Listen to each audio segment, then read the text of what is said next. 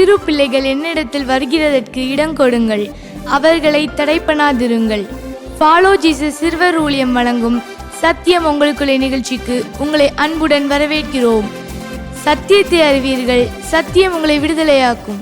சிறு பிள்ளைகளை அணைத்து கொண்டு அவர்கள் மேல் கையில் வைத்து அவர்களை ஆசீர்வதித்த இறைமகனாம் இயேசுவின் இன்ப நாமத்தினாலே உங்கள் யாவருக்கும் அன்பின் வாழ்த்துதலையும் வணக்கத்தையும் தெரிவித்துக் கொள்கின்றேன். இந்த நாள் நிகழ்வுக்காக இருந்தவாறே கண்களை மூடி நாம் ஜெபிப்போமா? எங்களை அதிகமாய் நேசிக்கிற பரிசுத்தமுள்ள பிதாவே, இந்த நாளுடைய நிகழ்வுக்காக உமக்கு நன்றி செலுத்துகிறோம். விட்டு கொடுக்க வேண்டும் என்ற தலைப்பில் ஆண்டவரே கற்றுக்கொள்ள இருக்கின்ற பாடல்கள், மனப்பட வசனம், நாடகம், வேதாகம சம்பவம், உண்மை சம்பவம் மூலமாக ஒவ்வொருவரோடும் கூட பேசும்படியாக ஜெபிக்கிறேன். இந்த நிகழ்வை ஆசீர்வதித்து தாங்க. மீட்பர் இயேசுவின் மூலம் ஜெபிக்கிறேன் நல்ல பிதாவே, ஆமேன். அன்பான தம்பி தங்கச்சி, இந்த உலகத்தில் நமக்கு உள்ளதை மற்றவர்களோடு கூட நம்ம பகிர்ந்து கொள்ள வேண்டும் என்று வேதம் நமக்கு சொல்லுது.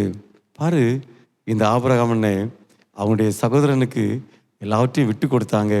நம்ம சுயநலமாக இல்லாமல் நமக்குள்ளதை விட்டு கொடுத்து வாழணும் அப்படிங்கிற கருத்தை அடிப்படையாக கொண்ட ஒரு அருமையான பாடலை இப்போ கேட்க போகிறோம்.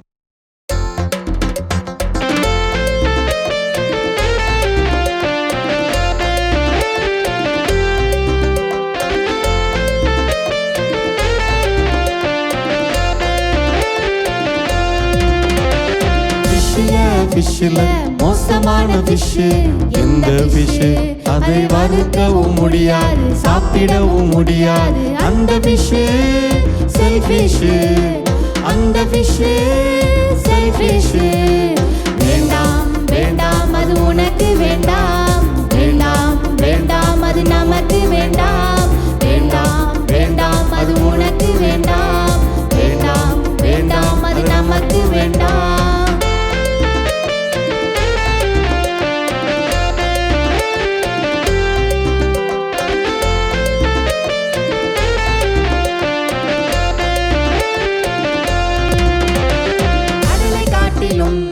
ரொம்ப பெருசு எந்த குணம், அதை மடிக்கவும் முடியாது, அளக்கவும் முடியாது. அந்த குணம் எந்த குணம், கடலை காட்டிலும் ரொம்ப பெருசு எந்த குணம், அதை மடிக்கவும் முடியாது, அளக்கவும் முடியாது. அந்த குணம் எந்த குணம், பொறுமை பொறுமை அது நீடிய பொறுமை. வேண்டும் வேண்டும் அது உனக்கு வேண்டும், பொறுமை பொறுமை அது நீடிய பொறுமை. வேண்டும் வேண்டும் அது நமக்கு வேண்டும். ஓ தந்தனா தந்தனா தனன தந்தானா, ஓ தந்தனா தந்தனா தனன தந்தானா, ஓ தந்தனா தந்தனா தனன தந்தானா, ஓ தந்தனா தந்தனா தனன தந்தானா. தம்பி தங்கச்சி, உனக்குள்ளதை முதல்ல உங்கள் வீட்டில் உள்ள அண்ணன், தம்பி, அக்காவோட நீ பகிர்ந்து கொள்வியா? இப்போ மீண்டுமா உங்களுக்காக இன்னொரு முறை இந்த பாடலை பாட போகிறோம். பார்க்கலாமா?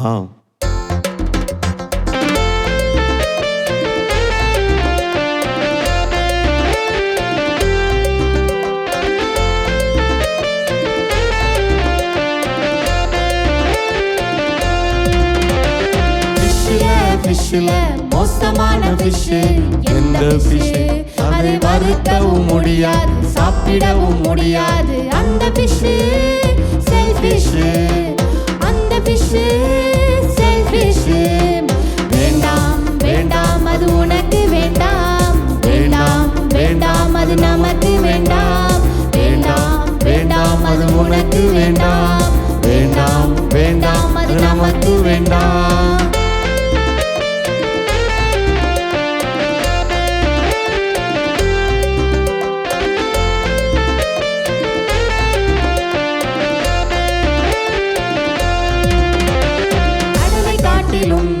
ரொம்ப பெருசு எந்த குணம், அதை மடிக்கவும் முடியாது, அளக்கவும் முடியாது. அந்த குணம் எந்த குணம், கடலை காட்டிலும்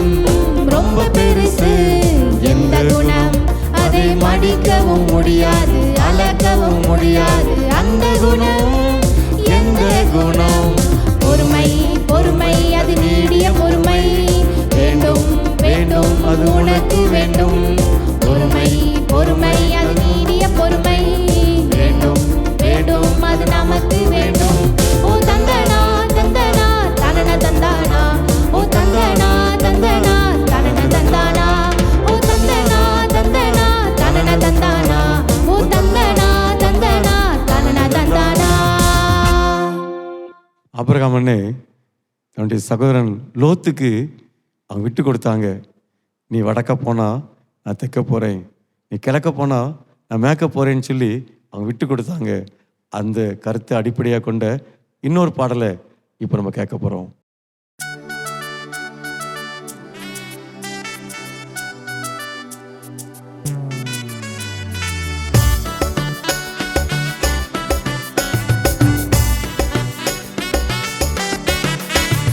தன்னானனா தன்னானனா தன்னானனா தன்னானனா வழியில போகும்போது சண்டை வேண்டாம், வழி விட்டு விலகி விட்டு கொடு.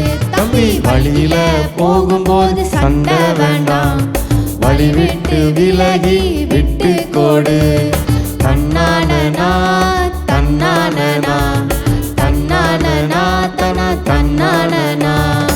ஆபிரகாம் லோத்த பாரு, அருமையான கதையை கேளு. லெஃப்ட்ல போனா நான் ரைட்ல போறேன். ஆபிரகாம் லோத்த பாரு, அருமையான கதையை கேளு. லெஃப்ட்ல போனா நான் ரைட்ல போறேன். நமக்குள்ள சண்டை வேண்டாம், சகோதரர் அல்லவா என்று சொல்லி பிரிந்தார்கள், மகிழ்ச்சியோடு சென்றார்கள். நமக்குள்ள சண்டை வேண்டாம், சகோதரர் அல்லவா என்று சொல்லி பிரிந்தார்கள், மகிழ்ச்சியோடு சென்றார்கள். தன்னானனா தன்னானனா தன்னானனா தன்னானனா.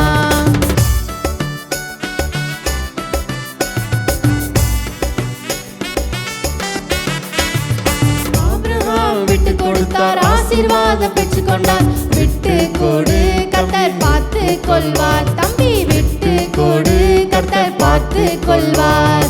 தன்னானனா தன்னானனா தன்னானனா தன்னானனா தன்னானனா தன்னானனா தன்னானனா தன்னானனா. தன்னானான்னு சொல்லி சூப்பராக இருந்துச்சுல ஆக்ஷனு. இப்போ இன்னொரு முறை பாட போகிறோம். நீங்கள் எழுந்து நின்று அழகா தன்னானான்னு சொல்லி பாட போகிறீங்க. ஓகே?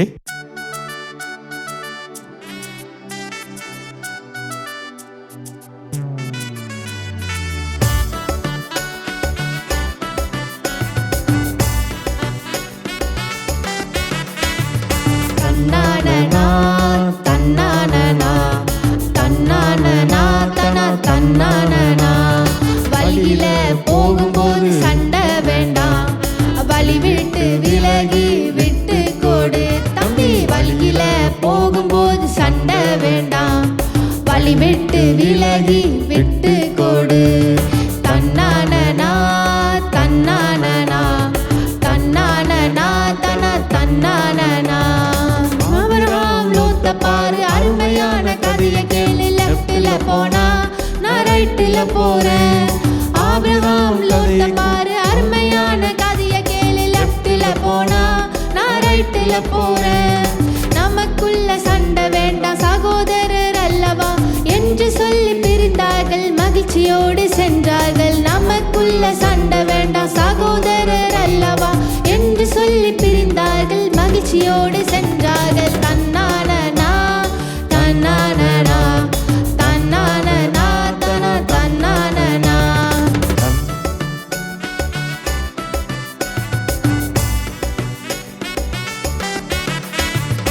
ஆபிரகாம் விட்டு கொடுத்தார், ஆசீர்வாதம் பெற்று கொண்டார்.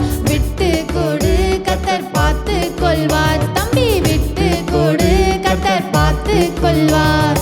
தன்னானனா தன்னானனா தன்னானனா தன்னானனா தன்னானனா தன்னானனா தன்னானனா தன்னானனா. அன்பான தம்பி தங்கச்சி, இப்போ மனப்பாட வசனம் கற்றுக்கொள்ள போகிறோம். நமக்கு மனப்பாட வசனம் கற்றுக் கொடுக்க ஜெபமுள்ள அக்கா வர்றாங்க. ஹாய் குட்டீஸ், எல்லாம் சந்தோஷமா இருக்கீங்களா? நல்லா பாட்டு பாடி ஆக்ஷன்லாம் பண்ணியாச்சுல. இப்போ குட்டியா ஒரு வசனம் படிக்க போறோம். ரெடியா இருக்கீங்களா? படிச்சிடலாமா? இன்னைக்கு நம்ம படிக்க போற வசனம் இதுதான். உன்னோடு வழக்காடி உன் வஸ்திரத்தை எடுத்துக்கொள்ள வேண்டுமென்றிருக்கிறவனுக்கு உன் அங்கியையும் விட்டுவிடு. மத்தேயு 5ஆம் அதிகாரம் 40வது வசனம். ஓகே, இப்போ அக்கா சொல்ல சொல்ல நீங்க திரும்ப சொல்லலாமா? ரெடியா இருக்கீங்களா? உன்னோடு வழக்காடி உன் வஸ்திரத்தை எடுத்துக்கொள்ள வேண்டுமென்றிருக்கிறவனுக்கு உன் அங்கியையும் விட்டுவிடு. மத்தேயு 5ஆம் அதிகாரம் 40வது வசனம். ஓகே, இப்போ அக்கா சொல்கிறேன், நீங்கள் பின்னாடியே சொல்லணும். உன்னோடு வழக்காடி உன் வஸ்திரத்தை எடுத்துக்கொள்ள வேண்டுமென்றிருக்கிறவனுக்கு உன் அங்கியையும் விட்டுவிடு. மத்தேயு 5ஆம் அதிகாரம் 40வது வசனம். ஓகே, இப்போ வசனம் படிச்சாச்சுல. இப்போ அக்கா உங்களுக்கு சின்னதாக ஒரு ஹிண்ட் கொடுக்க போகிறேன். அதை வச்சு நீங்கள் இந்த வசனத்தை வேகமாக சொல்ல போகிறீங்க. ஓகேவா? ரெடியாக இருக்கீங்களா? பார்த்துடலாமா? உன்னோடு வழக்காடி உன் வஸ்திரத்தை எடுத்துக்கொள்ள வேண்டுமென்றிருக்கிறவனுக்கு உன் அங்கியையும் விட்டுவிடு.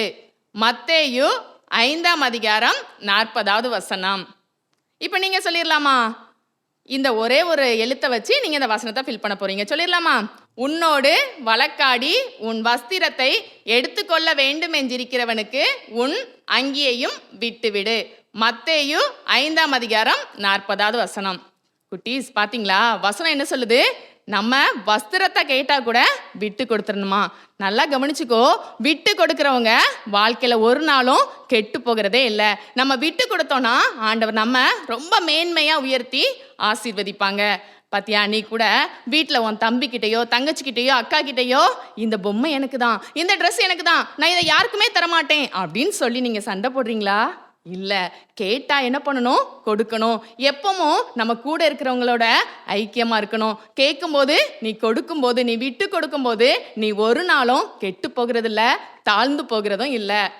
இதே போல் இதை பார்த்து கொண்டு இருக்கிற அன்பு பெற்றோரே, நீங்கள் கூட விட்டு கொடுக்க வேண்டிய சூழ்நிலைகள் வரும் பொழுது நம்ம பிள்ளைங்களுக்கு முன்மாதிரியாக நாமும் நம்மளுடைய வாழ்க்கையில் விட்டு கொடுக்கணும். நாம் விட்டு கொடுக்கும்போது ஒரு நாளும் கெட்டு போகிறதில்ல. நம்மளுடைய தேவன் அதை பார்த்து கொண்டே இருக்கிறார். உங்களை நிச்சயமாக உயர்த்தி ஆசீர்வதிப்பார். அழகான நாடகத்தை கண்டுகளிக்க போகிறோம். ஓகே விக்டர், சொல்டா. நம்ம எங்க வந்திருக்கோம் தெரியுமா? இது எந்த ஊரு? ஏய், நம்ம ஆதிச்சநல்லூர் மாதிரி இது ஒரு வரலாற்று சிறப்பா இந்த இடம்டா. அப்படியா? பின்ன அந்த காலத்து ராஜாக்கள் அவங்க வாழ்ந்த அரண்மனைகள் இருந்த இடம்டா இது. ஓஹோ. டேய், ஆ. ராஜாக்கள் வாழ்ந்த இடம்டா. ஆ. ஆனா எங்க பார்த்தாலும் ஒரே மரமாடால் தெரியுது. அது ஒரு காலத்துல இருந்துச்சு, பாதி உள்ள போயிடுச்சு. இப்ப மீதி இருக்கு. மீதியில தான் இந்த மரம்லாம் இருக்கு. ஓஹோ. ஆ. டேய், ஆ. அங்க கொஞ்சம் உடைஞ்ச மாதிரி கட்டடங்கள்லாம் தெரியுதுடா. அப்படியா? நல்லா பாரு, உன் கண்ணாடி தொடச்சு பாரு. ஆமா, ஆ. உடைஞ்சு இருக்குடா. உடைஞ்சிருந்தாலும் ராஜாக்கள் காலத்துல பில்டிங் எவ்வளவு அழகா இருக்கு பாத்தியா? ஆமா, ஆ. பாக்குறதுக்கே அழகா இருக்குடா. பளபளன்னு இருக்கா? ஆமாடா. டேய், பாத்தியா எவ்வளவு அழகா இருக்கு? நல்லா இருக்குடா. டேய், டேய் விட்ரு, அங்க பாரு. என்னடா அது? அங்க பாரு. டேய், தகன் மின்னுதுடா. பளபளன்னு தெரியுது. பக்கத்துல போகாத. டேய், ஏதோ ராஜா காலத்துல உள்ள புதையலா இருக்குமாடா. நான் போய் எடுக்கட்டுமாடா? பார்த்து கவனம். டேய், கவனம். பார்த்து. என்னது? புதையல் தான்டா. புதையலா? ஆமாடா. என்னது? டேய், இது அப்படி தங்கம்டா. ஆமாடா. டேய், பொற்காசுடா. பொற்காசா? ஆமாடா. ஆமா, இந்த காலத்துல ராஜாக்கள்லாம் பொற்காசு கொடுப்பாங்களாடா. ஆமா. அதேதான்டா அது. ஓ, அப்படியா? ஆமா. ஏய், இன்னைக்கு மதிப்பு கோடி கணக்குல போகுமாடா? டேய், இது என்னடா பண்ணலாம்? ஏய், பேசாம நம்ம பங்கு போட்டுக்கிடுவோம். சரிடா. சரியா? சரிடா. இப்போ நான் இப்ப என்ன பண்ண போறேன் தெரியுமா? உனக்கு இதுல 25% கொடுக்க போறேன். 25 தானா? ஆமா. டேய், எனக்கு என்னடா இப்படி பண்ற? எனக்கு எவ்வளவு தெரியுமா? சொல்லுடா. வெறும் 75% தான். டேய், 75.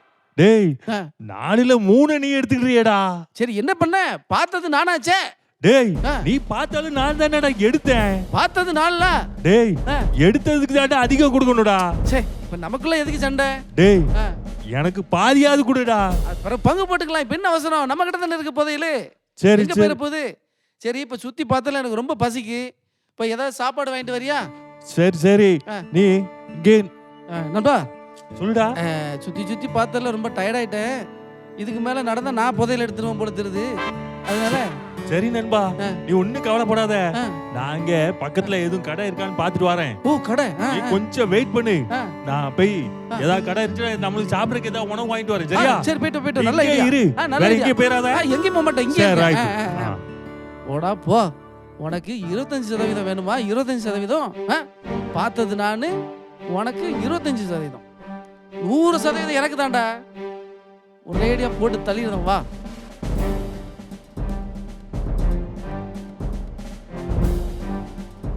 டேய் கோயில் மணி, புதையில எடுத்த எனக்கு 25%டா? இருடா, எனக்கு உனக்கு அடிக்கும் பாருடா கோயில்ல மணி. உனக்கு வச்சிட்டேன்டா, பிளான் பண்ணிட்டேன்டா இன்னைக்கு. இருடா உனக்கு. டேய் கோயில் மணி, எங்கடா ஆளை காணோம்?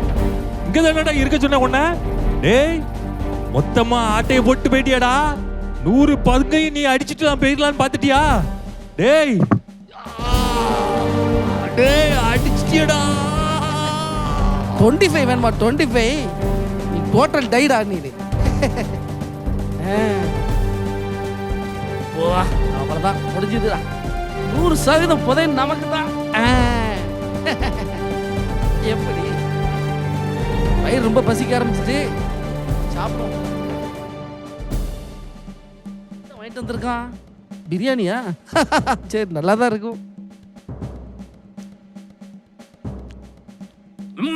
சூப்பரா இருக்க.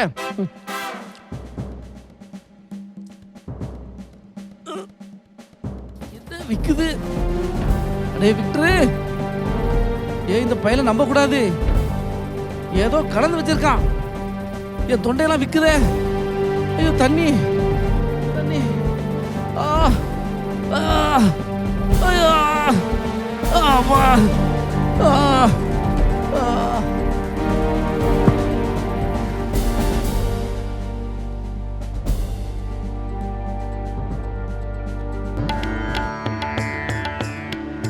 அந்த காலத்து ராஜாக்கள் கட்டின இடம் சிதிலமடைந்து கிடந்தாலும் அதுல சிறப்பு இருக்கு.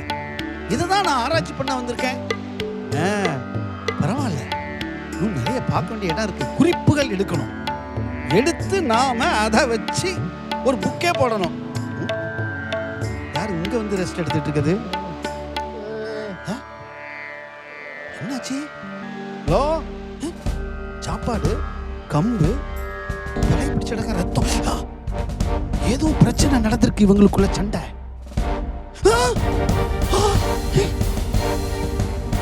பொற்காசு, பொற்காசு, புதையல். அந்த காலத்து ராஜாக்கள் வாழ்ந்த இடம். புதையல் எடுத்திருக்கானுங்க இவனுங்க. ஆனா அவங்க பங்கு வைக்கிறதுக்குள்ள ஒருவேளை சண்டை வந்திருக்குமோ? புதையல பார்த்தது நானே. புதையல பார்த்தது அவனா? புதையல பார்த்தது நானு. இவன் ஏதோ நினைச்சிருக்கான், அவன் சண்டை கண்டை போட்டிருக்காங்க. ஆகா கடவுளே, எனக்கு நீங்க அலைஞ்ச அலைச்சலையும் பட்ட கஷ்டங்களையும் பார்த்து ஒரு பரிசு கொடுத்துருக்கீங்க.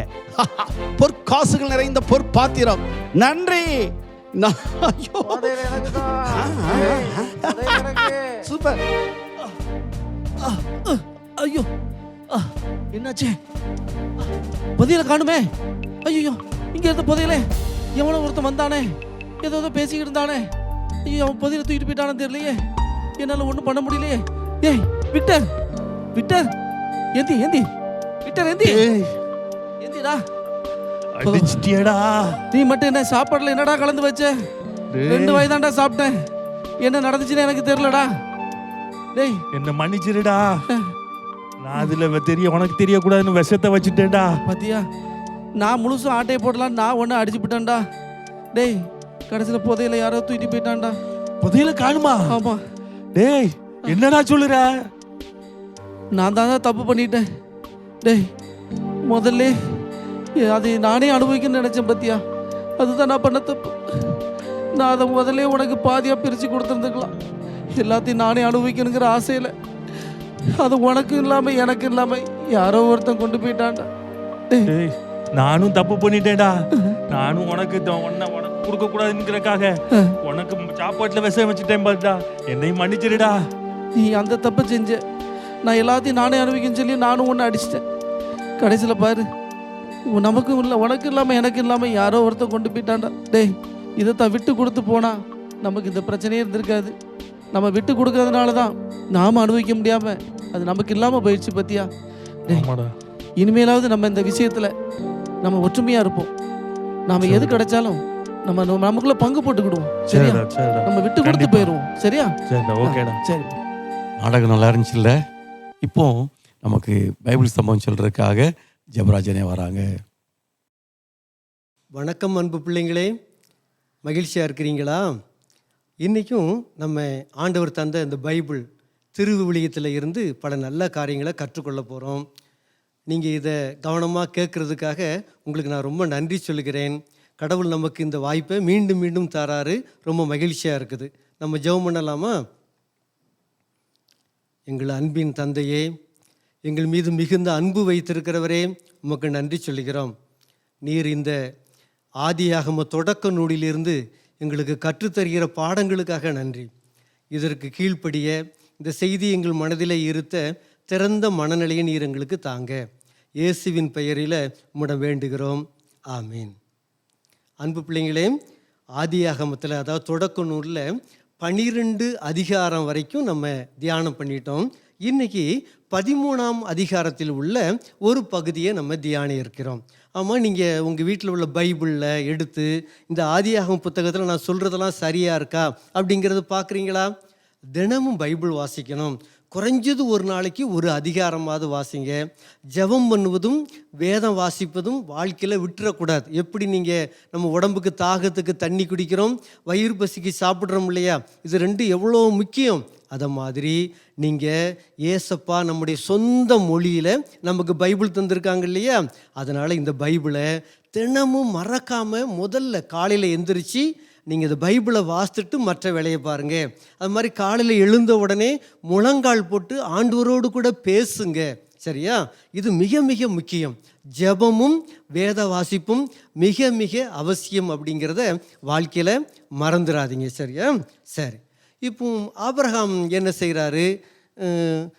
முதல்ல போய் ஒரு தவறான எகிப்து நாட்டை நோக்கி போனார் இல்லையே, பஞ்சம் பிழைப்பதற்காக, உணவுக்காக போனார். அப்படி போன இடத்துல என்ன நடந்துச்சு? அவர் பொய் சொல்ல வேண்டிய ஒரு நிலைமை வந்துச்சு. அப்புறமா அதை அந்த மன்னர் கண்டுபிடிச்சதுனால இவர்கிட்ட சொன்ன உடனே இவர் மன வருத்தத்தோடு திரும்பினார். மன்னர் அதனால் பாதிக்கப்பட்டார், அரசர் பாதிக்கப்பட்டார். நம்ம ஒருத்தருக்கு உதவி செய்யும்போது ஆண்டவர் அவருக்கு உதவி செய்கிறார். ஆனால் நம்ம தவறு செய்யும்போது நம்மளால் மற்றவங்களும் பாதிக்கப்படுதாங்க, நமக்கு தேவையானது கிடைக்காம போயிடுது. ஆபிராமை பார்த்து ஆண்டவர் என்ன சொன்னார்னா, நீ உனக்கு யாராவது உதவி செஞ்சால் அவங்கள நான் நல்ல நிலையில் வைப்பேன். ஆனால் உனக்கு ஒருத்தர் இடைஞ்சல் பண்ணால் அதை என்னால் பொறுத்து கொண்டு இருக்க முடியாதுலாம் சொல்கிறார். அப்படின்னா ஆண்டவர் நம்ம மீது எவ்வளவு அன்பு வச்சுருக்காருன்னு பாருங்களேன். நம்ம அவர் கீழ்ப்படிஞ்சு அவர் சொல்கிறத கேட்கும்போது நம்முடைய அனைத்து தேவைகளையும் அவர் பார்க்குறார். நான் ஆதியாகமம் 1ஆவது அதிகாரத்துலன்னு சொன்னேன், மனிதனை படைப்பதற்கு முன்பதாக 5.5 நாட்களாக மனிதனுடைய தேவைகளை கவனித்து ரொம்ப கவனமாக கவனித்து எல்லாத்தையும் சரி பண்ண பிறகு தான் ஆண்டவர் மனிதனை படைச்சாங்க. அப்படின்னா நீங்களும் நானும் இந்த உலகத்தில் பிறக்கிறதுக்கு முந்தியே நமக்கு தேவையானதை ஆண்டவர் உருவாக்கி வச்சிருக்காரா இல்லையா? இதை நீங்கள் முழுமையாக நம்புங்க. இந்த உலகத்தை நமக்காக உருவாக்கி வச்சிருக்காரு, நம்முடைய தேவைகளை அவர் ஏற்படுத்தி வச்சிருக்கிறாரு. நம்ம அவருக்கு கீழ்ப்படியணும், அவர் பேச்சை கேட்கணும், அவர் சொல்வதை செய்யணுங்கிறது தான் விரும்புகிறார். இதை நீங்கள் செஞ்சிட்டிங்கன்னா நம்ம உண்மையிலே இந்த நாட்களில் இந்த திருவிவிலியத்தை அந்த தொடக்க நூல் ஆதியாகமத்தை தியானிப்பதில் ஒரு பிரயோஜனமான காரியமாக இருக்கும். இன்றைக்கு 13ஆம் அதிகாரத்தை நம்ம தியானிக்க இருக்கிறோம்.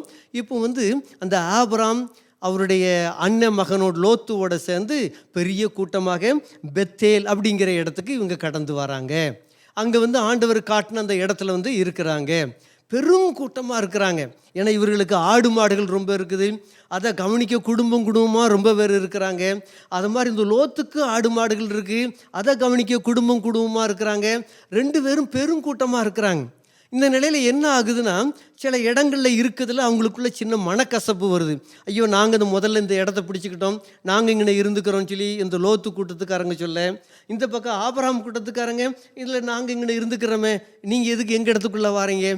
இப்படியே அந்த 2 பெரும் கூட்டமும் ஒரே இடத்துல இருக்கும்போது 2 பேருக்குள்ள பிரச்சனைகள் வருது, வாக்குவாதம் வருது, சின்ன சண்டைகள் வந்தது, மன கஷ்டங்கள்லாம் வருது. இப்பவும் ஆபிராமும் லோத்தும் உட்காந்து பேச ஆரம்பிக்காங்க. எப்பா லோத்து, நீ வேற யாரும் கிடையாது, என்னுடைய அண்ணனுடைய மகன், கிட்டத்தட்ட என்னுடைய மகன் மாதிரி, சகோதரன் தான். ஆனால் நம்மளால் நம்ம 2 கூட்டத்துக்குள்ளேயும் மனக்கசப்பு வர்றதுக்கு நம்ம விட்டு கொடுக்கக்கூடாதுப்பா, நம்ம ஏதாவது ஒன்று செய்யணுமே அப்படின்னு சொல்லி பேசுகிறாங்க. என்ன அன்பு தம்பி தங்கச்சி, உங்கள் ஸ்கூலில் இல்லாட்டி உங்கள் வீட்டில் உங்களுக்குள்ளே யாருக்காவது சண்டைகள் வரும் பொழுது நீங்கள் எதையாவது விட்டு கொடுக்குறீங்களா? பேசி ஒரு முடிவுக்கு வரீங்களா? ஒரு பண்டம் உங்கள் அப்பா அம்மா கொடுத்துருக்குறாங்க, உங்கள் தம்பி தங்கச்சி யாரோ ஒருத்தர் கேட்குறாங்க, அவங்களுக்கு கொஞ்சம் கொடுத்துருப்பான்னு சொன்னால், ஆனால் கொடுக்க உங்களுக்கு மனசு வருதா? இது எனக்கு தான், இது எனக்குரியது, நானே எங்கள் அப்பா அம்மா எனக்கு தந்தது, நான் யாருக்கும் கொடுக்க மாட்டேன். பல நேரங்களில் பிடிவாதமாக சொல்கிறீங்க இல்லையா? ஸ்கூலுக்கு போகிறீங்க, நீங்கள் சாப்பாடு திறக்கிறீங்க, சாப்பிட ஆரம்பிக்கிங்க, உங்கள் பக்கத்தில் ஒரு நண்பன் கொண்டு வந்த சாப்பாடு கெட்டு போயிட்டு உடனே உங்கள் சாப்பாடை கொஞ்சம் அவங்களுக்கு பகிர்ந்து கொடுக்கணுமா வேண்டாமா? இந்த பண்பு வளரணும் இல்லையா? ஒருவருக்கொருவர் இருப்பதை விட்டு கொடுக்கணும் இல்லையா? பிரச்சனை ஏற்படும் போது நீங்கள் சில இடத்துல பெஞ்சுகளை நிற்க உட்காரும்போது இது யான் இடம் இப்படிலாம் கோடு போடுறீங்க, இந்த இடத்துக்குள்ளே நீ வராத அப்படின்னு சொல்கிறீங்க, இது நியாயமா? அது நமக்கு சொந்தம் இல்லாத இடம். இந்த உலகத்தில் நம்ம எவ்வளோ நாள் இருக்க போகிறோம்னு தெரியாது. இடத்துக்காக பலர் சண்டை போட்டு கொலை கொண்டு நடக்குது. அன்பு தம்பி தங்கச்சி, நம்ம இந்த உலகத்திலேருந்து எதையுமே கொண்டு போக முடியாது, அதை நல்லா யோசிங்க. எனவே மகிழ்ச்சியோட ஒருத்தர் ஒன்று கேட்டாங்கன்னா விட்டு கொடுக்க பழகுங்க. இயேசு கடவுள் சொல்கிறாரு, சட்டை இல்லாத ஒருத்தர் உங்ககிட்ட வந்து கொஞ்சம் சட்டையை தாங்களேன்னு கேட்டால் நீ சட்டையும் கொடுங்க, அதுக்கு மேலே போட்டிருக்கிற மேலாடையும் சேர்த்து கொடுங்கன்னு ஏசப்பா சொல்கிறார். இப்படி கொடுக்கிறவர்களுக்கு தான் நான் உதவி செய்ய முடியுங்கிறார். ஆக இந்த உலகத்தில் நமக்கு பல வசதிகளாக இயேசு தந்திருக்காருன்னா அது நமக்கு மட்டுமல்ல, அந்த வசதிகளை வைத்து இல்லாதவர்களுக்கு உதவி செய்வதற்கு அப்படிங்கிற பாடத்தை தெளிவாக நீங்கள் கற்றுக்கொள்ளணும். சின்ன வயசுலேயே கற்றுக்கொள்ளுங்க. உங்களுக்கு கொடுக்குற தின்பண்டம் வாங்கி கொடுக்குற பணத்தை இப்போவுமே சேமிக்க பழகுங்க. அந்த சேமிப்பை எடுத்து உங்களுக்கே பொருள் வாங்காதீங்க, அந்த சேமிப்பை எடுத்து இல்லாத இயலாதவர்களுக்கு உதவி செய்கிற மனசை நீங்கள் உருவாக்குங்க. அதைத்தான் ஆண்டவர் ரொம்ப விரும்புகிறார். விட்டு கொடுங்க, இருப்பதை பகிர்ந்து கொடுங்க அப்படின்னு சொல்லி சொல்கிறாங்க. உங்களுக்கு நல்லாவே தெரியும், ஒரு பெரிய கூட்டத்தில் எல்லாரும் சாப்பாட்டுக்காக காத்திருக்கும் போது ஒரு சின்ன பையன் கையில் அவங்க அம்மா கொடுத்து விட்ட 5 ரொட்டி துண்டுகள் மீன்லாம் இருந்துச்சு இல்லையா? அப்போ உங்கள்கிட்ட என்ன இருக்குன்னு ஏசப்பா கேட்கும்போது அந்த தம்பி தாண்ட இருக்கதை சந்தோஷமாக கொடுத்தாங்க. அதனுடைய விளைவு என்ன? அங்கே இருக்கிற அத்தனை பேரும் வயிறார சாப்பிட்டு இவனுக்கும் தேவையானதும் தம்பிக்கு கிடைச்சது இல்லையா? கொடுக்க பழகுங்க. நீங்கள் கொடுக்க கொடுக்க உங்களுக்கு கடவுள் தரணுங்கிறதுக்காக கொடுக்காதீங்க. எனக்கு ஆண்டவர் கொடுத்ததே அதை பிறருக்கு கொடுக்கத்தான் அப்படிங்கிற சிந்தனையை நீங்கள் சின்ன வயசில் உருவாக்கிக்கிடுங்க. இப்போ லோத்துங்கிறவரும் ஆபிராம்ங்கிறவர் உட்கார்ந்து பேசுகிறாங்க. அப்போ ஆபிராம் தான் மிகப்பெரியவர். லோத்துக்கு வந்து ஆபிராம் யார்? உண்மையிலே பெரியப்பா, சித்தப்பா, அப்படி தானே? உடனே அப்பான்னு கூட சொல்லி இருந்திருக்கலாம். அப்போ லோத்து சொல்கிறாரு, நீங்கள் சொல்லுங்களேன் அப்படிங்கிறார். அப்போ ஆபிராம் சொல்கிறாங்க, இங்கே பாரியா ஆபிராம், லோத்து உன்னுடைய அத்தனை ஆட்களையும் கூப்பிட்டு இங்கே தொடர்ந்து இருந்தால் நமக்குள்ளே பிரச்சனை வருது.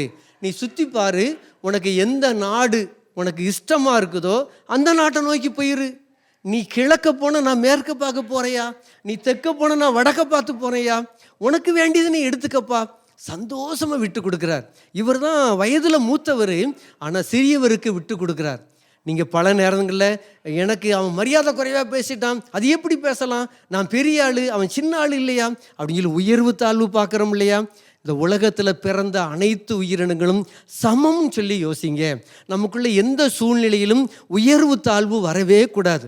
இயேசு நமக்குள்ளே வந்துட்டா நம்ம எல்லாரையும் சமமாக பாவிக்கணும் அப்படிங்கிறத ஆழமாக மனசில் வச்சுக்கிடுங்க. யாரையும் ஏளனமானவர்களாகவோ தாழ்ந்தவர்களாகவோ குறைவானவர்களாகவோ அவர்களுக்கு எதுவும் இல்லாதவர்கள் என்றோ பெருமைப்படுவதற்கு நாம் ஒரு நாளும் காரணமாக அமையவே கூடாது அப்படிங்கிறத புரிஞ்சுக்கிடுங்க. இப்போ இவர் உடனே பார்க்குறாரு, எகிப்து மாதிரி ஒரு வளமையான ஒரு பூமியை பார்க்குறாரு. அதான் சோதோம் குமாரா அப்படிங்கிற பகுதி. அந்த பகுதிக்கு நான் போகிறேன்னு சொல்லி கிளம்புறார். உடனே ஆபிரகாமும் சரிப்பா போ அப்படின்னு சொல்லி சொல்கிறார். இப்போ லோத்து எடுத்த முடிவு சரிதானா? இவர் வயசு குறைஞ்சவர், இவருக்கு அனுபவம் கிடையாது. நல்லவர்னா இவர் என்ன செஞ்சுருக்கணும்?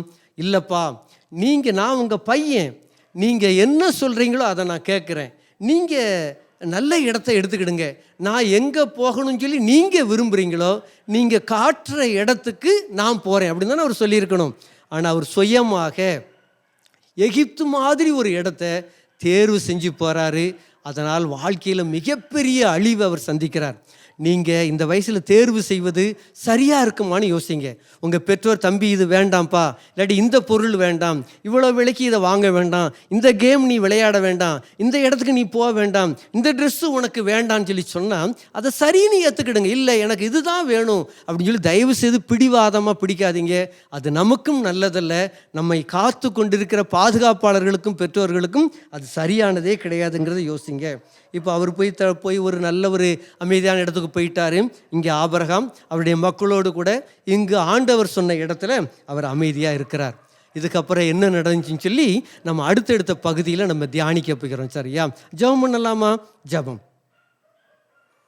எங்கள் அன்பு தந்தையே, பல நேரங்களில் நாங்கள் பிரச்சனை வரும்பொழுது தொடர்ந்து சண்டை போடுறோம், பேசுகிறோம், வாக்குவாதம் பண்ணுறோம்.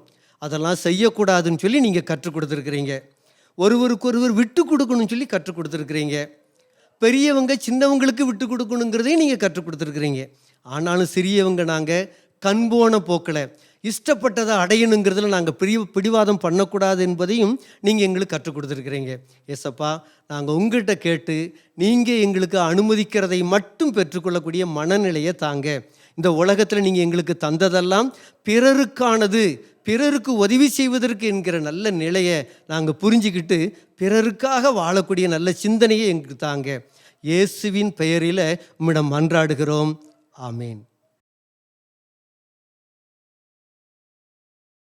தம்பி தங்கச்சி, மனப்பிரசனம் படித்தோம், நாடகம் பார்த்தோம், பைபிள் சம்பவத்தையும் கற்றுக்கிட்டோம். பாரு, இப்போ உண்மையிலே நடந்த ஒரு சம்பவத்தை நான் பார்க்க போகிறோம். நமக்காக அருள் தங்கராஜ் என்னை அந்த உண்மை சம்பவத்தை சொல்ல வர்றாங்க. வணக்கம். விட்டு கொடுத்தலை பற்றி இன்றைக்கி நம்ம நிறைய விஷயங்களை பல விதங்களில் நம்ம கற்றுக்கொண்டோம். நமக்கு முன்னோடியாக விளங்கியவர் நம்முடைய முற்பிதாக்களில் மூத்தவர் ஆபிரகாம் ஐயா. எவ்வளவு அழகாக விட்டு கொடுத்தார் அப்படின்னு நம்ம ஜெபராஜ் அண்ணே சொன்னாங்க. நம்ம அதெல்லாம் நல்லா கேட்டோம், நாடகத்தின் வழியாக பார்த்தோம். இப்படி நிறைய விஷயங்கள் இல்லையா? இன்றைக்கி பாருங்கள், நம்ம குடும்பத்தில் பிள்ளைங்க நம்மெல்லாம் இருக்கிறோம். தம்பி தங்கச்சி அண்ணன் அக்கா இருப்பாங்க. ஒருத்தருக்கு ஒருத்தர் விட்டு கொடுக்கணும். அப்படி விட்டு கொடுத்தா நம்ம பார்த்துருக்கோம் சில நேரங்களில், விட்டு கொடுத்தவர் ஒருபோதும் கெட்டு போனதில்லை அப்படின்னு. அதே மாதிரி தான் வாழ்க்கையில் நமக்கு பல ஆசீர்வாதங்கள். 2 நண்பர்கள் இருந்தாங்க, ரொம்ப திக்கஸ்ட். அவங்க சின்ன வயதிலிருந்தே நண்பர்களாக அழகாக வளர்ந்து வந்துக்கிட்டே இருக்காங்க. ஒரு காலகட்டம் வந்துச்சு, திருமணம் ஆயிடுச்சு அவங்களுக்கு. அதில் முதலாவது, அதாவது ஒரு நண்பருக்கு திருமணம் ஆகி ஒரு பையன், அதுக்கப்புறம் ஒருத்தருக்கு திருமணமாகி 2 ஆண்டுகள் கழித்து ஒரு பெண் குழந்தை பிறந்துச்சு. இந்த நண்பர்கள் என்ன பேசுனாங்க தெரியுமா? எப்பா, நம்ம சின்ன வயசுலேருந்தே நல்ல நண்பர்களாக பழகிட்டு இருக்கோம், அதில் நம்ம குடும்பம், நம்ம நல்ல உறவுகள், பண்புகள் இப்படி நம்ம வளரணும் அப்படின்னு சொல்லிட்டு, உன்னுடைய மகளை என் மகனுக்கு நீ திருமணம் செய்து கொடுக்கணும் அப்படின்னு 2 பேரும் அழகாக ஒரு தீர்மானம், ஒப்பந்தம் பண்ணாங்க. ப்ராமிஸ் பண்ணிட்டார், என் மகளை உன்னுடைய மகனுக்கு நான் திருமணம் செஞ்சு தருவேன் அப்படின்னு. நான்சி வளர்ந்தா கொஞ்சம் ஒரு குறிப்பிட்ட வயசில் பார்த்திங்கன்னா அவங்க ஒரு எதிர்பாராத விதமாக ஒரு விபத்தில் தீக்காயங்கள், அந்த நான்சினுடைய ஒரு பக்கத்தில் அப்படி கன்னம் இந்த பகுதியெல்லாம் கொஞ்சம் தீக்காயம் ஏற்பட்டு கொஞ்சம் பார்க்குறதுக்கு இது வரைக்கும் ரொம்ப அழகாக இருந்த நான்சி கொஞ்சம் முகத்தில் ஒரு காயம் தழும்போடு இருக்கிறத ரொம்ப கஷ்டமாக அவங்க குடும்பத்தார் பார்த்தாங்க. ஆனாலும் நான்சியை நேசிக்கிறதுல அவங்க அப்பா அம்மா ஒருபோதும் குறை வச்சதே இல்லை. நாட்கள் கடந்தது. அவள் ஒரு குறிப்பிட்ட படிப்பு அழகாக படித்து முடித்த உடனே பெற்றோர் பேசினாங்க, என்னப்பா மகளை என்னுடைய மகனுக்கு நம்ம திருமணம் செய்யணும்னு நம்ம பேசணுமே. அவர் யோசித்தார், உங்களுக்கு விருப்பம் தானே, என்ன இப்படி சொல்லிட்ட? நாம் சின்ன வயதுலேருந்து எவ்வளோ அழகாக ஒரு காரியங்கள் விட்டு கொடுத்து நம்ம நல்லா பழகியிருக்கிறோம். நிச்சயமாக நான்சியை நான் மருமகளை ஏற்றுக்கொள்வேன். திருமணம் நடந்தது. ஆனால் ஒரு விஷயம் என்ன தெரியுமா? நான்சியை திருமணம் செய்த அந்த அண்ணனுக்கு நான்சியை பிடிக்கலை.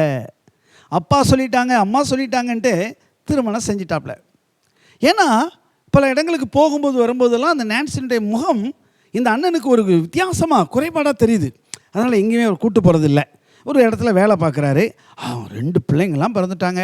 2 பிள்ளைங்களுமே சின்ன வயசில் இருந்தே அம்மாவை ரொம்ப நேசித்தாங்க. அவங்களும் ஒருத்தருக்கு ஒருத்தர் நல்லா விட்டு கொடுத்து வாழ்ந்தாங்க. ஆனால் அப்பா அம்மாவை நேசிக்கலை, அம்மாவை வெறுக்கிறாங்க. ஏன் முன்ன வராத, சாப்பாடு கூட பரிமாறக்கூடாது, மேஜையில் வச்சுட்டு போ, நானே எடுத்து சாப்பிட்டுடுதேன், இதெல்லாம் அந்த பிள்ளைங்க பார்க்குறாங்க. ஐயோ, அப்பா ஏன் இப்படி பண்ணுறாங்க, மனசு கஷ்டமாக இருக்குது. அவங்க ரொம்ப ஃபீல் பண்ணாங்க. அதுக்காக ஏசப்பாட்ட ஜெபம் பண்ணுவாங்க. ஏசப்பா, எங்கள் அப்பா எங்களுடைய அம்மாவை ரொம்ப நேசிக்கணும்னு சொல்லி. அந்த அருமையான நான்சி அக்கா கொஞ்சம் கூட தன்னுடைய கணவரை வெறுக்கவே இல்லை. என்ன வெறுக்கிறாரு, என்ன உதாசீனப்படுத்துகிறாரு, என்னை அவமானப்படுத்துகிறாரு, 4 பேருக்கு முன்னாடி என்னை கூட்டிகிட்டு போகிறதுக்கு அவர் வெட்கப்படுகிறார். இதெல்லாம் மனசில் வைக்காமல் எல்லா விஷயங்களையும் விட்டு கொடுத்து தன்னுடைய கணவருக்கு என்னென்ன செய்யணுமோ செஞ்சாங்க. பாருங்கள், ஒரு சின்ன வேலையை கூட செஞ்சுட்டு இருந்தாங்க. அதன் மூலமாக ஒரு வருமானம் அதை சேமித்து வச்சாங்க. ஒரு நாள் எதிர்பாராத விதமாக இந்த நான்சினுடைய கணவராகிய அந்த அண்ணனுக்கு கொஞ்சம் கண்ணில் ஏதோ ஒரு நோய் மாதிரி வந்துச்சு. அதை ஹாஸ்பிட்டலில் போய் செக் பண்ணாக்கி, ஐயோ, உங்களுக்கு ஒரு வித்தியாசமான நோய் தாக்கம் இருக்கிறதே, இது கண்ணில் நரம்புகளை பாதிச்சுட்டே தான் இருக்கும், உங்களுக்கு நாளடைவில் பார்வை குறைஞ்சிரும் அப்படின்னு சொல்லும்போது அவருக்கு ரொம்ப வருத்தமாயிட்டு. ஆனால் நான்சி அக்கா வருவாங்க, தன்னுடைய கணவருக்கு கொண்டு வருவாங்க. அவர் சொல்வார், ஆமாம், அப்படியே மங்கலான ஒரு பார்வையில் கூட தன்னுடைய மனைவியை பார்த்து சொல்வார், ஏன் நீ இங்கே வந்த, நீ வீட்டில் இருக்க வேண்டியதானே, இங்கேயே வந்து எல்லாருக்கும் முன்னாடி நிற்கிற போ. ஆனால் அந்த நான்சி அக்கா, என்னங்க, உங்களுக்கு நான் சாப்பாடு கொண்டு வந்தேன், நீங்கள் விருப்பமாக சாப்பிட்ற அந்த பண்டம் கொண்டு வந்தேன், நீ ஒன்றும் கொண்டு வர வேண்டாம், யார்கிட்ட கொடுத்து விடு போ. பாருங்களேன், என்ன கஷ்டம். இப்போது மருத்துவ செலவு அதிகமாகிட்டே இருக்குது. இந்த அக்கா கொஞ்சம் கொஞ்சம் வேலை பார்த்து சேமித்து வச்சாங்கள்ல, அந்த பணத்தெல்லாம் எடுத்து கொண்டு வந்து டாக்டர்கிட்ட கொடுத்தாங்க. டாக்டர் சொன்னாங்க, உங்கள் மனைவி கொண்டு வந்து பணம் கட்டியிருக்காங்க அப்படின்னு சொல்லி. அவர் அப்பவும் கூட அப்படியா தன்னுடைய மனைவியை அவர் நேசிக்கவே இல்லை. இது பிள்ளைங்களுக்கு ரொம்ப வருத்தமாக இருக்குது. என்ன இப்படி அப்பா இருக்கிறாங்க. டாக்டர் சொன்னாங்க, இனி உங்களுக்கு பார்வை கிடைப்பது கஷ்டம். என்ன பார்வை கிடைக்கணும்னா உங்களுக்கு ஒரு புது கண் தேவை அப்படின்னு சொல்லி. ஒரு வாரம்தாச்சு. சொன்னாங்க, சந்தோஷமான ஒரு செய்தி, உங்களுக்கு கண்ணு கிடச்சிட்டு, ஆப்ரேஷன் முடிஞ்சுது, சக்ஸஸ், மருந்து போட்டாங்க, எல்லாம் சரியாயிட்டு, நல்லா ஜம்முன்னு. இப்போ கட்டெல்லாம் அவுத்தாங்க. அவருக்கு நல்லா கண்ணு தெரிஞ்சது. ஒரு கண்ணு சூப்பராக தெரிய ஆரம்பிச்சிட்டு, நல்லா அருமையாக தெரியுது. சூப்பர், நன்றி. டாக்டர் சொன்னாங்க, ரொம்ப மகிழ்ச்சி, நீங்கள் உங்களுடைய வீட்டுக்கு போகலாம். வீட்டுக்கு போனால் நான்சி தான் இவர் முன்னாடி நிற்கக்கூடாது பாரு, அவங்க மனைவியை. அந்த அக்கா ரொம்ப சந்தோஷமாக தன்னுடைய கணவர் வரதை அவளோட எதிர்பார்த்தாங்க. பிள்ளைங்கள்லாம் அவளோட நிற்கிறாங்க. ஆமாம், அவங்க பெரிய ஆட்கள்லாம் கூட்டு வந்தாங்க. அவரை உட்கார வச்சு, அப்பா பசியோடு இருப்பல்ல, ஆமாம் நான்சி சமையல் பண்ணியிருக்கிறா, நல்லா சாப்பிடுங்க. நான்சி முன்னே வந்து நிற்கும் போது இந்த அண்ணன் இப்படி முகத்தை இங்கே திருப்பிட்டாங்க. யார்? அந்த கண் ஆப்ரேஷன் பண்ணி புது கண்ணோட வந்திருக்காங்களா, அந்த அண்ணன் இங்கே திருப்பிட்டாங்க. திருப்பிட்டு சொன்னாங்க, எல்லாத்தையும் வச்சுட்டு போக சொல்லு உங்கள் அம்மாவை, என் முன்னால் வந்து நிற்கக்கூடாது. அந்த பிள்ளைங்க கஷ்டப்படுதாங்க. ஐயோ, அப்பா ஏன் இன்னும் இப்படி இருக்காங்க, அம்மா எவ்வளோ விஷயங்களை விட்டு கொடுத்துருக்காங்க, அம்மா நீங்கள் வாங்கம்மா, நம்ம அப்பா முன்னாடி நில்லுங்கம்மா, உங்கள் முகத்தை காட்டுங்கம்மா, நீங்கள் சொல்லுங்கம்மா. நான்சி சொல்கிறாப்புல, இல்லை பிள்ளைங்களா, வேண்டாம்மா, அதை சொல்ல வேண்டாம். அப்பா நீங்கள் அம்மாவை பாருங்கப்பா. இல்லை, எனக்கு பார்க்க விருப்பமே இல்லை. இவளை போய் நான் திருமணம் செஞ்சிட்டேனே. இவ்வளவு பாடுகள் பட்ட பிறகும் தனக்காக மனைவி எவ்வளவோ விட்டு கொடுத்துருக்காங்க, சுயமரியாதை விட்டு கொடுத்துருக்காங்க, பணத்தை விட்டு கொடுத்துருக்காங்க, எவ்வளவோ நேரத்தை காலத்தை விட்டு கொடுத்துருக்காங்க அந்த நான்சி அக்கா. ஆனால் இன்னும் கடின உள்ளத்தோடு இருந்தாங்க அவங்க கணவர். பிள்ளைங்க சொன்னாங்க, அப்பா நீங்கள் அம்மாவை பாருங்க. என்ன அம்மாவை பாருங்கன்ட்டு. உடனே நான்சி அக்கா முன்ன திரும்பி பார்க்கும்போது தற்செயல் அப்படி ஏறிட்டு பார்த்தாரு பாருங்க. அவ்வளோதான், ஸ்தம்பித்து நின்றுட்டாரு. ஏன் தெரியுமா? இவருக்கு இந்த கண்ணு தெரியுதே, ஒரு கண்ணு, அந்த கண்ணை கொடுத்ததே நான்சி. அப்படி அழுதுட்டாரு. நான்சி, என்னங்க அழாதீங்க, ஏன் அழுறீங்க? நீங்கள் இன்றைக்கி நல்லா பார்க்குறீங்க, அது எனக்கு ரொம்ப மகிழ்ச்சி. என் முகத்தை பார்க்க விருப்பம் இல்லைன்னா பார்க்க வேண்டாம், அதுக்காக நீங்கள் அழக்கூடாது. இல்லை, நான் எவ்வளவோ உன்னை அவமானப்படுத்திட்டேன், கொடுமைப்படுத்திட்டேன், ஆனால் நீ எனக்காக எவ்வளவோ விட்டு கொடுத்தியே, எவ்வளோ தியாகம் பண்ணியிருக்க, இன்றைக்கி உன் கண்ணையே நீ கொடுத்துருக்கியே. நான்சியுடைய கணவருக்காக நான்சி அக்கா தன்னுடைய கண்களில் ஒரு கண்ணை தானம் பண்ணிட்டாங்க. இப்போ ஒற்றை கண் பார்வையில் தான் அவங்க இருந்தாங்க. நான்சி அக்காவுடைய கணவர் அழுதார், மனம் திரும்பினார். அன்பு பிள்ளைகளே, பாருங்க, அந்த சின்ன பிள்ளைங்களும் கூட நல்லா அப்படி ஒரு அன்பிலே வளர்ந்தாங்க. அம்மாவினுடைய விட்டு கொடுத்தலை அப்பா புரிந்து கொள்ள வேண்டுமே, ஜெபம் பண்ணாங்க. நாள் வந்தது, அப்பா புரிந்து கொண்டார். இப்பொழுது எங்கு சென்றாலும் தன்னுடைய மனைவி நான்சியை கூட்டிக் கொண்டு போவார், அழைத்து செல்வார், எல்லாருக்கும் முன்னாடி தன் மனைவியை அறிமுகப்படுத்துவார். பாருங்க எவ்வளோ பெரிய சந்தோஷம். நான்சி அக்காவினுடைய பொறுமையும் விட்டு கொடுத்தலும் அந்த அக்காவுக்கு இரட்டிப்பான மகிழ்ச்சியை தந்தது. இதுவரை அவர்கள் அநேக நேரங்களில் கண்ணீர் விட்டாலும் இப்பொழுது கண்ணீரை விடவில்லை, சந்தோஷமாய் வாழ்ந்தார்கள். நாமும் ஒருவருக்கொருவர் விட்டு கொடுப்போம், சந்தோஷமாய் வாழ்வோம். இயேசு கிறிஸ்துவின் அன்பு இதைத்தான் போதிக்கிறது. சரியா? ஜெபம் செய்வோமா? அன்பு நிறைந்த ஆண்டவரே, எங்களுக்காக எல்லாவற்றையும் விட்டு கொடுத்தவரே, பிதாவுக்கு சமமாய் இருப்பதை கொள்ளையாடின பொருளாக எண்ணாமல் அதையெல்லாம் விட்டு கொடுத்து எங்களுக்காக இந்த பூமியிலே வந்தீரே, உமக்கு ஸ்தோத்திரம். முற்பிதாக்களில் ஆபிரகாம் விட்டு கொடுத்தார், அவர் ஆசீர்வதிக்கப்பட்டார்.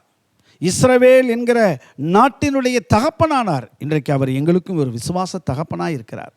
அன்பு தெய்வமே, இதோ இந்த நிகழ்ச்சியை பார்த்து கொண்டு இருக்கிற பிள்ளைங்க, பெற்றோர், பெரியவர்கள், வாலிப தம்பிமார், தங்கைமார் எல்லோருமே ஒருவருக்கொருவர் விட்டு கொடுத்து கிறிஸ்துவின் அன்பை வெளிப்படுத்தி இரட்டிப்பான நன்மைகளை பெற்றுக்கொள்ள உதவி செய்தருளும். ஆசீர்வதியும்.